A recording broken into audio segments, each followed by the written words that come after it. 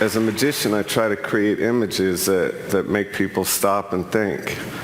I also try to challenge myself to do things that doctors say are not possible. I was buried alive in New York City in a coffin, in April 1999 for a week. I lived there with nothing but water.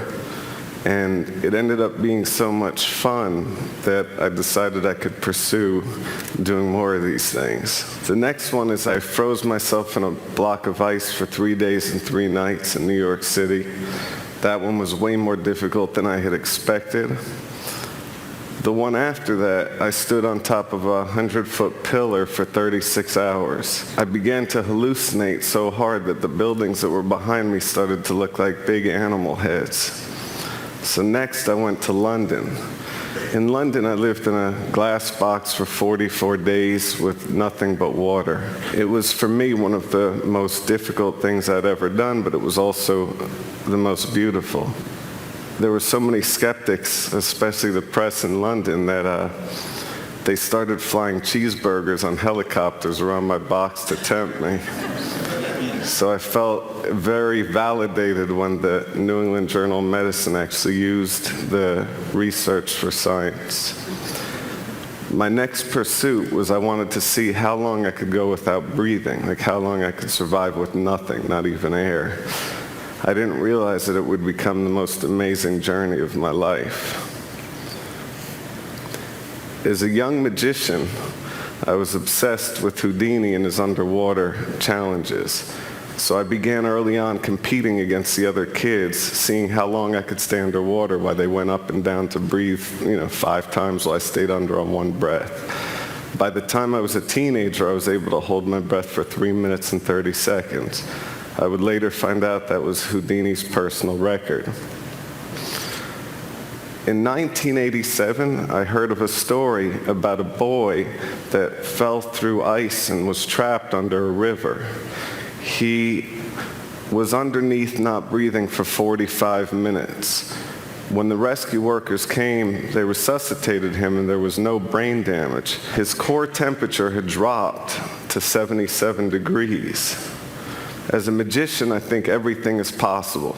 And I think if something is done by one person, it can be done by others. I started to think if the boy could survive without breathing for that long, there must be a way that I could do it. So I met with a top neurosurgeon, and I asked him, how long is it possible to go without breathing? Like, how long could I go without air? And he said to me that anything over 6 minutes, you have a serious risk of hypoxic brain damage. So I took that as a challenge, basically. My first try, I figured that I could do something similar, and I created a water tank and I filled it with ice and freezing cold water, and I stayed inside of that water tank hoping my core temperature would start to drop. And I was shivering, and my first attempt to hold my breath, I couldn't even last a minute. So I realized that was completely not going to work. So I went to talk to a doctor friend, and I asked him, how could I do that? I want to hold my breath for a really long time. How could it be done? And he said, David, you're a magician. Create the illusion of not breathing. It'll be much easier. So he came up with this idea of creating a rebreather with a CO2 scrubber, which was basically a tube from Home Depot with balloons duct taped to it that he thought we could put inside of me and somehow be able to circulate the air and rebreathe with this thing in me. This is a little hard to watch, but this is that attempt.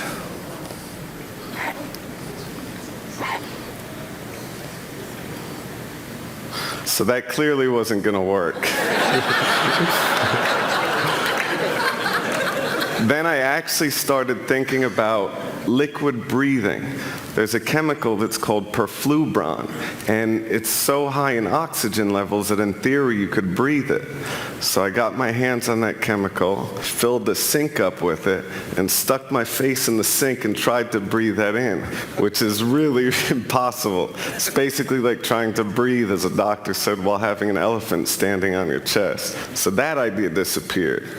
Then I started thinking, would it be possible to hook up a heart-lung bypass machine and have a surgery where it was a tube going into my artery and then appear to not breathe while they were oxygenating my blood? Which was another insane idea, obviously.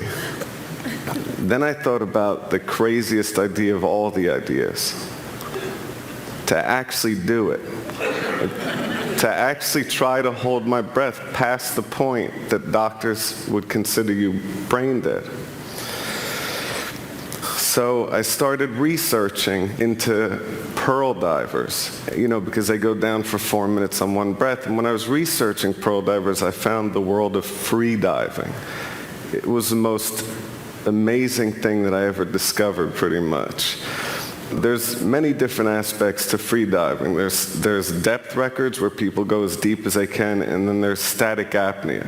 That's holding your breath as long as you can in one place without moving. That was the one that I studied. The first thing that I learned is when you're holding your breath, you should never move at all. That wastes energy, and that depletes oxygen, and it builds up CO2 in your blood. So I learned never to move, and I learned how to slow my heart rate down. I had to remain perfectly still and just relax and think that I wasn't in my body and just control that. And then I learned how to purge. Purging is basically hyperventilating. You blow in and out. You do that, you get lightheaded, you get tingling, and you're really ridding your body of CO2. So when you hold your breath, it's infinitely easier. Then I learned that you have to take a huge breath, and you just hold and relax and never let any air out, and just hold and relax through all the pain. Every morning, and this is for months, I would wake up, and the first thing that I would do is I would hold my breath out of 52 minutes, I would hold my breath for 44 minutes. So basically what that means is I would purge, I'd breathe really hard for a minute, and then I would hold immediately after for 5.5 minutes. Then I would breathe again for a minute, purging as hard as I can, then immediately after I would hold again for 5.5 minutes. I would repeat this process 8 times in a row. Out of 52 minutes, you're only breathing for 8 minutes. At the end of that, you're completely fried. Your brain, you feel like you're walking around in a daze and you have these awful headaches. Basically, I'm not the best person to talk to when I'm doing that stuff. I started learning about the world record holder. His name is Tom Zetas, and this guy is perfectly built for holding his breath. He's 6'4", he's 160 pounds, and his total lung capacity is twice the size of an average person. I'm 6'1" and fat. We'll say big boned. I had to drop 50 pounds in 3 months. So everything that I put into my body I considered as medicine. Every bit of food was exactly what it was for its nutritional value. I ate really small, controlled portions throughout the day, and I started to really adapt my body.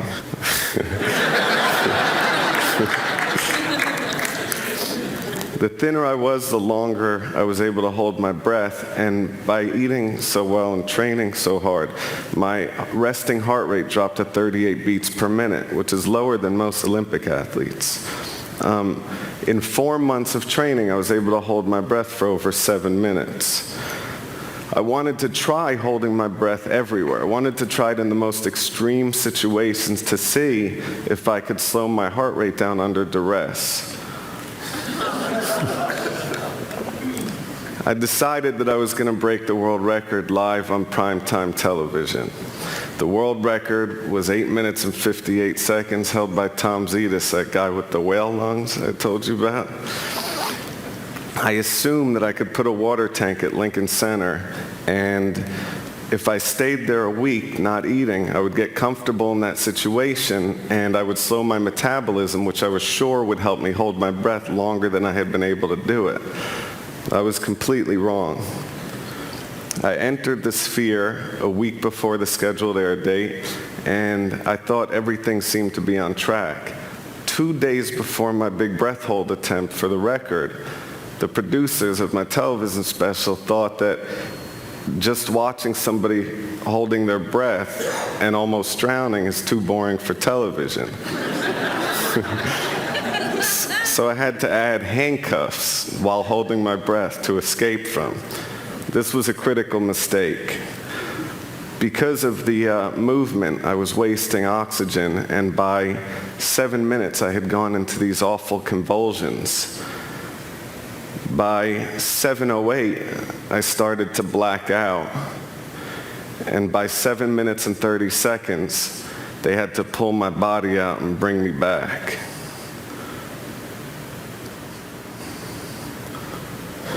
I had failed on every level. So naturally, the only way out of the slump that I could think of was I decided to call Oprah. I told her that I wanted to up the ante and hold my breath longer than any human being ever had. This was a different record. This is a Puro 2 static apnea record that Guinness had set the world record at 13 minutes. So basically, you breathe Puro 2 first, oxygenating your body, flushing out CO2, and you're able to hold much longer. I realized that my real competition was the beaver.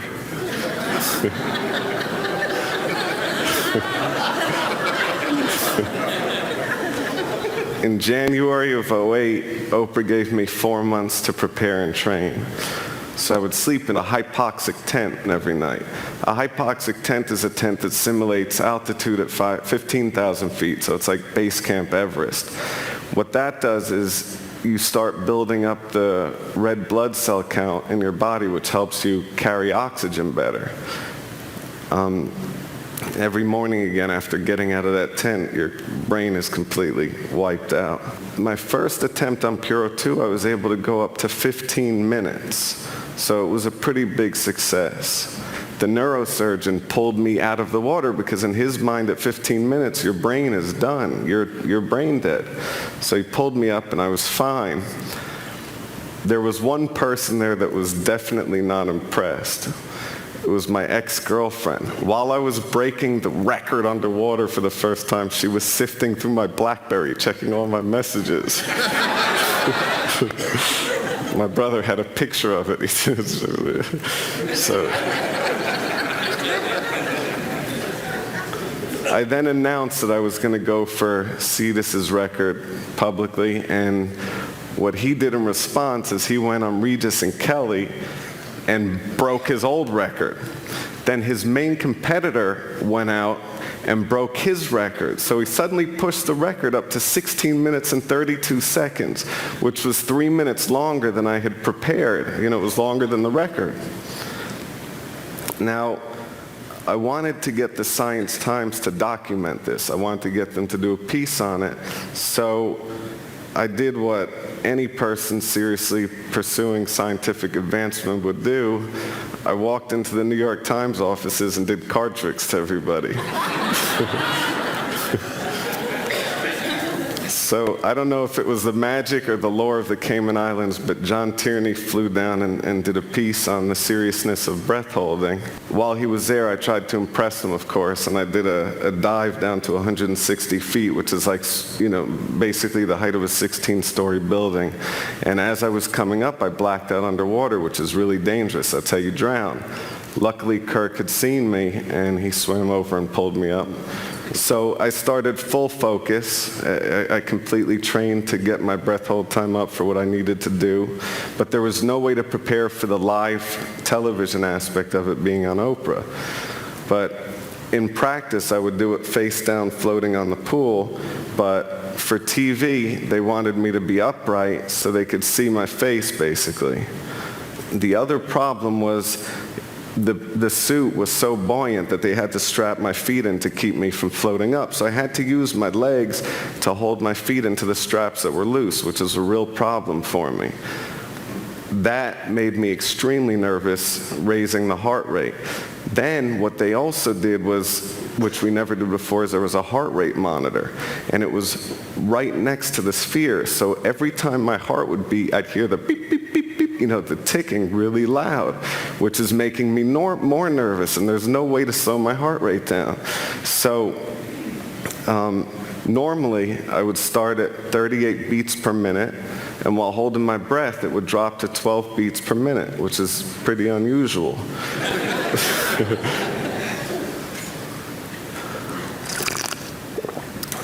This time it started at 120 beats, and it never went down. I spent the first 5 minutes underwater desperately trying to slow my heart rate down. I was just sitting there thinking, I've got to slow this down, I'm going to fail. And I was getting more nervous, and the heart rate just kept going up and up all the way up to 150 beats. Basically, it's the same thing that created my downfall at Lincoln Center. It was a waste of O2. When I made it to the halfway mark at 8 minutes, I was 100% certain that I was not going to be able to make this. There was no way for me to do it. So I figured Oprah had dedicated an hour to doing this breath hold thing. If I had cracked early, it would be a whole show about how depressed I am. So I figured I'm better off just fighting and staying there until I black out, at least, and they can pull me out and take care of me and all that. I kept pushing to 10 minutes. At 10 minutes, you start getting all these really strong tingling sensations in your fingers and toes, and I knew that that was blood shunting, when the blood rushes away from your extremities to provide oxygen to your vital organs. At 11 minutes, I started feeling throbbing sensations in my legs, and my lips started to feel really strange. At minute 12, I started to have ringing in my ears, and I started to feel my arm going numb. And I'm a hypochondriac, and I remember arm numb means heart attack, so I started to get really paranoid. Then at 13 minutes, maybe because of the hypochondria, I started feeling pains all over my chest. It was awful. At 14 minutes, I had these awful contractions, like this urge to breathe.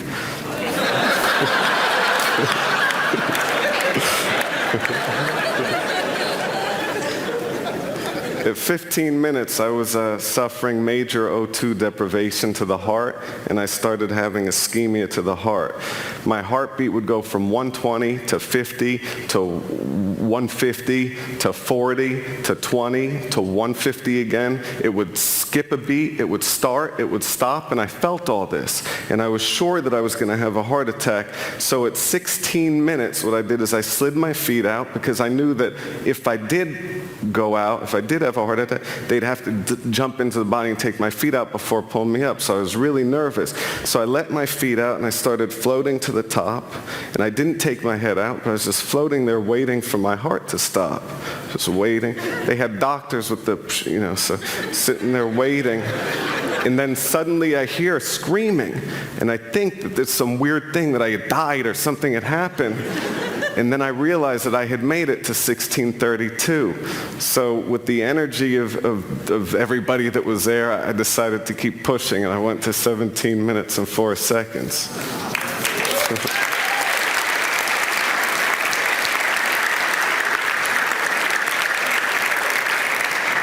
As though that wasn't enough, what I did immediately after is I went to Quest Labs and had them take every blood sample that they could to test for everything and to see where my levels were so the doctors could use it once again. I also didn't want anybody to question it. I had the world record, and I wanted to make sure it was legitimate. So I get to New York City the next day, and this kid walks up to me. I'm walking out of the Apple store. This kid walks up to me. He's like, "Yo, D." I'm like, "Yeah?" He said, "If you really held your breath that long, why'd you come out of the water dry?" I was like, "What?" And that's my life. So, but As a magician, I try to show things to people that seem impossible. And I think magic, whether I'm holding my breath or shuffling a deck of cards, is pretty simple. It's practice, it's training, and it's practice, it's training and experimenting while pushing through the pain to be the best that I can be. And that's what magic is to me. So thank you.